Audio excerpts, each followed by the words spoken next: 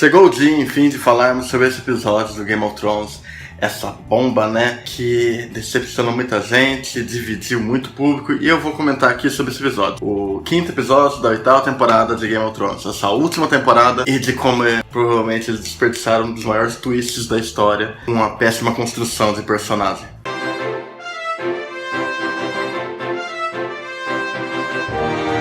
Bom dia, boa tarde, boa noite, está começando mais um Cine Tavão e eu sou o Tavão, trazendo cultura pop até você. E hoje nós temos aqui o meu vídeo, minha review, né, de Game of Thrones, episódio 5 da 8ª temporada, o penúltimo episódio. Então, muito bem, se você ainda não é inscrito nesse canal, chegou aqui por acaso, então inscreva-se lá embaixo e liga o sininho, né, ativando o sininho você recebe notificações de todos os meus vídeos. Muito bem, esse vídeo terá spoilers pesadíssimos do episódio. Se não quiser saber spoilers, então dá o fora daqui. Mas se quiser saber, seja bem-vindo. Muito bem, Game of Thrones. Uou! Esse episódio, ele é a comprovação do como esses roteiristas que se encarregaram, né, de construir o final do Game of Thrones, como eles não fazem a menor ideia que estava sendo feito. Durante toda a história de Game of Thrones lidou muito com a ideia de desmitificar os contos de fantasia e aventura. Não existiam heróis nem vilões. E existia sempre twists muito interessantes, que era uma coisa bem legal no Game of Thrones, esses twists. Porque, na maior parte das vezes, as pessoas ficavam totalmente surpreendidas com os twists. Mas essas reviravoltas, né, esses twists, na verdade, eles estavam sendo mostrados na nossa frente, a construção deles. A gente que não percebeu, porque a gente sempre ficou condicionado a um tipo de material audiovisual, em histórias de ficção e tal, na cultura pop, onde aqueles acontecimentos não levavam às suas consequências reais. E era o que tinha de legal no Game of Thrones, é isso, as consequências reais. Não existem heróis ou vilões. Tudo tinha camadas muito interessantes e muito bem desenvolvidas ao longo da série. E isso era o diferencial da série. A forma como era levado um conteúdo de fantasia, né, que envolvia dragões, zumbis de gelo e reinos guerreando, era muito mais curioso e interessante do que nós tínhamos visto até então nessas narrativas, né, de histórias épicas de fantasia. E isso era que era foda em Game of Thrones. Isso que era muito foda e que se perdeu completamente depois que eles alcançaram os livros. Claro, George R. R. Martin tem parte de culpa aí, porque ele ficou folgado ali e não terminou aqueles livros e chegamos onde estamos, né? Ele revelou o final pra eles e aí esses roteiristas tinham um único trabalho. Eles tinham um único trabalho que eles não fizeram. Sabe qual era o trabalho deles? Desenvolver os personagens. Era isso. Desenvolver os personagens, desenvolver a história, desenvolver a saga. Era isso. Eles tinham que levar do ponto A pro ponto B. Simples. Tô puto. Tô pistola. Passaram alguns dias desde o episódio, mas ainda tô pistola. Desde as últimas temporadas, eles começaram a ter uma coisinha de heróizinho, vilãozinho. Não, Game of Thrones nunca foi de heróis e vilões. Pelo amor de Deus, para com essa babaquice. Para com isso. Pelo amor de Deus. E aquela péssima construção de mulheres que eles fazem, a forma como eles normatizam várias questões, como eles colocaram... Nossa. Tá estressado. Vamos ao episódio, né? Eu já dei um resumo aqui, mais ou menos, do que eu já tenho de raiva dos roteiristas. Então, pra gente partir pro episódio. Muito bem, esse episódio, por um lado, ele é terrivelmente escrito. Por outro lado, ele é um dos maiores espetáculos audiovisuais que eu já vi. Vou me perguntar, por quê? A forma como ele usa as cores, as sombras, o contraste, as câmeras... Ele tem uns movimentos muito legais ali do dragão, de todo o massacre, né, que ocorre na história. É um espetáculo genial. Sério, a produção desse episódio está impecável. Tá tudo que eu queria que fosse a Batalha de Winterfell e não foi. Está superior até Hardhome e a Batalha dos Bastardos. Mas aqui realmente eles têm um apuro visual de narrativa, de cena épica, né, de dimensão do Porto Real que é formidável realmente. É um trabalho digno de Game of Thrones. Desde o começo do episódio, você percebe várias fases de roteiro. Primeiro, eu acho muito bizarro o Varys, ele que é um cara super inteligente e tal, o mestre dos sussurros. Primeiro, fazia episódios que ninguém mencionava ele como mestre dos sussurros. Parecia que tinha esquecido que essa é a função dele ali no reinado. Segundo, por que, do nada, o Varys virou fiel do Jon Snow? Varys é um cara muito calculista. Ele não faz o menor sentido ele ter virado um fiel. Tipo, o Bran foi lá, contou o negócio, Samuel Tarly foi lá, contou o negócio de Jon Snow ser herdeiro legítimo, e ele, pá, acreditou. O Varys, ele não verificou por conta própria. São esses problemas que me fazem perceber que faltava uma temporada, duas, nenhuma. Faltava 2 temporadas. Entre a 7ª, né, e a 8ª, faltavam 2. provavelmente essa é uma série pra terminar em 10 temporadas. Eu acho que provavelmente era isso. E isso é muito falho e tudo. E isso acaba ocasionando a morte dele. E é muito bizarro porque, tipo, o Mestre dos Sussurros, por um sussurro, morreu. Sério? E tipo, não é ironia poética Game of Thrones. Game of Thrones já trabalhou com ironia poética antes, sabe? A Ygritte morrer por uma flecha, a maior arqueira, né, a Ygritte lá dos Selvagens, morreu por uma flecha de um moleque que tinha acabado de aprender a tirar arco e flecha. Ali havia uma construção de personagem que implicou naquela ironia poética. Aqui não tem uma construção devidamente feita. Esse é um grande problema. E todo episódio, aliás, todas as temporadas estão tentando fazer a gente engolir uma possível loucura da Daenerys. É bizarro. Eles fazem do jeito mais forçado possível. Tipo, primeiro tem uma coisa de ciúme dela pelo Jon Snow, que ciúme, ela não é amada e tal. Sabe, eu acho que faltou uma coisa da campanha, vamos dizer assim, campanha dela, né? Chegando em Westeros. Como eu falei, falta episódios aí, faltam temporadas pra construir essa tensão. Porque assim, dá pra você perceber que existem pistas na série inteira que ela teria uma grande reviravolta e se tornaria um tipo de tirana, né? Existiam muitas pistas. Desde quando ela crucificou os caras lá em Meereen, você pode notar uma transformação nela, pequenas pistas ali que foram calcadas. Só faltava um momento de pôr ali o negócio na mesa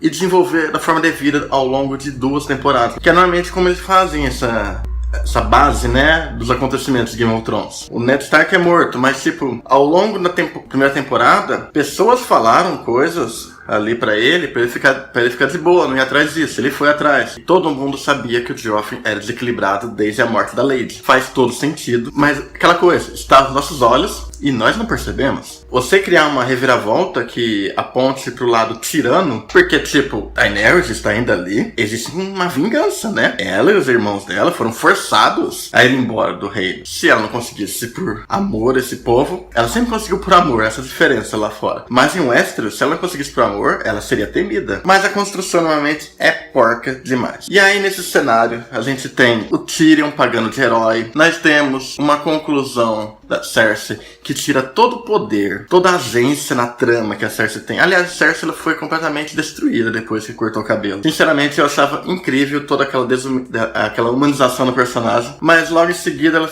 virou uma vilã de novela. Basicamente. Desde que ela assumiu o reinado, ela virou uma vilã de novela. Sabe? Cadê aqueles diálogos dela? Cadê toda aquela construção? Cadê toda uma história? E aí tem toda uma história também da Cersei com o Jaime, porque eles regrediram Jaime 6 temporadas. Largou tudo e vou atrás da Cersei. Aí o Tyrion vai lá e ajuda. É muito bizarro isso, porque primeiro que tanto isso, quanto essa construção da Daenerys surtando, quanto o Tyrion, Jaime, tudo isso são pontos que eu não acharia ruim se eu enxergasse a construção pra chegar até ali, né? Não haveria problema se vocês construíssem isso pra mim. Tem pessoas que mudam e de repente voltam e faz cagada. Eu reconheço isso. Eles tiveram pequenos momentos de adaptação interessantes, mas de repente, nas 2 últimas, eles tacaram foda-se mesmo e ficou essas ossas aí. Eu quero meter um Dracarys na cara desse roteirista, você não tem ideia. Quero meter um Dracarys neles, porque a Cersei chora ali no final dele, é muito bizarro. Ela não chorou nem na caminhada da vergonha dela. É uma forma bem machista de enxergar essas mulheres. É uma forma bem desrespeitosa com a força dos personagens e com a história deles e com a história da série. Não faz o menor sentido. Agora falemos do que eu gostei. A trilha sonora está impecável, o visual está incrível. E o Clegane Ball, né, o tão esperado combate entre os Cleganes, acontece e realmente é épico. Eu gostei. É uns tons de sombra, cores, contraste. E a série faz uma coisinha legal ali em relação à perspectiva da área, quando começa um grande massacre com um dragão em Porto Real, que é brilhante. É uma perspectiva bem legal o jeito que eles fazem com a área. Tem um acontecimento que é péssimo, que é o Euron Greyjoy, aquele personagem forçadíssimo, novamente, ele numa briga de vida ou morte contra o Jaime, antes do Jaime se despedir, né, da Cersei. Cara, esse é um dos momentos mais vergonhosos do episódio. Quando começou aquilo, eu falei assim, ah não, esse cara de novo não. Chega. Vai, eles ficam enrolando e tal. É um saco. O momento que foi a cereja no bolo, que cagou geral mesmo, cagou tudo, é o surto da Daenerys. Por quê? Porque alguém toca os sinos pra Cersei se render, porque ela chegou com o dragão ali e já era, com todo o exército, toda a frota do Greyjoy. E o mais bizarro é que, tipo, os dragões só são dragões mesmo quando é conveniente pro roteiro, né? Onde tá toda essa força do Drogon na Batalha de Winterfell, ou quando foi atacado no episódio anterior? Mas é isso que tá. Os dragões, a força dos dragões é isso aqui. O que houve nos outros episódios, eles diminuíram convenientemente, por conta que eles não teriam como marcar com uma batalha de verdade. E isso ficou péssimo. Isso ficou horrível. E aqui você vê a força mesmo do dragão. Aqui é foda. É bem foda. Eu tava assim, queima! Queima Daenerys! Queima tudo nessa cidade! Não que eu seja piromaníaco nem nada disso. Eu não sou piromaníaco, não. Mas é que, pô, dragões, cara. Mas enfim, voltando aqui. E aí, chega um ponto ali que, tipo, tocam os sinos. A Cersei não renuncia, né? E aí é um ponto que, pá, ela despiroca ali a Daenerys e sai matando toda a população. Ok. Você pode argumentar que, tipo, é a vingança contra tudo que essa cidade tirou dela. Elas estavam tentando... Você pode sentir...